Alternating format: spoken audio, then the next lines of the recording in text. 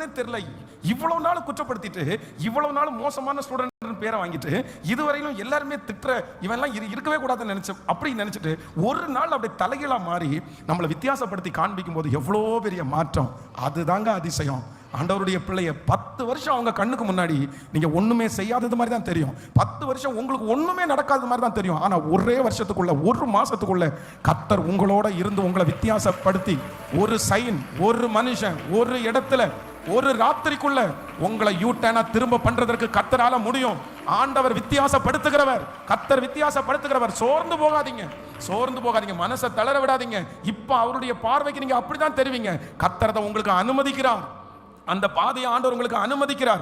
உங்களுக்கு பார்த்தா கேவலமா தான் அவங்களுக்கு தெரியும், அவங்களுக்கு குறைவா தான் தெரியும். கர்த்தர் உங்களை அப்படிதான் வச்சிருக்கிறார். வேதத்துல கர்த்தர் பயன்படுத்தின அத்தனை பாத்திரங்களையும் கர்த்தர் அப்படிதான் கொண்டு வந்தாரு. அவங்க எல்லாருடைய பார்வைக்கும் மோசமாய் வித்தியாசமா தெரிஞ்சாங்க. இவன மாதிரிலாம் இருக்கவே கூடாதுன்னு வித்தியாசமா தெரிஞ்சாங்க. ஆனா கர்த்தர் திடீர்னு ஒரு நாள், ஹல்லேலூயா, யோசேப்புக்கு அழைப்பு வருது. அவன் சிறைச்சாலையிலிருந்து கொண்டு வரப்படுகிறான். 24 மணி நேரத்துக்குள்ள பார்வோனுக்கு முன்பாக நிற்க வச்சு அத்தனை ஜனங்களுக்கு முன்பாக வித்தியாசப்படுத்தி காண்பித்த கர்த்தர் இரக்கம் செய்வார்.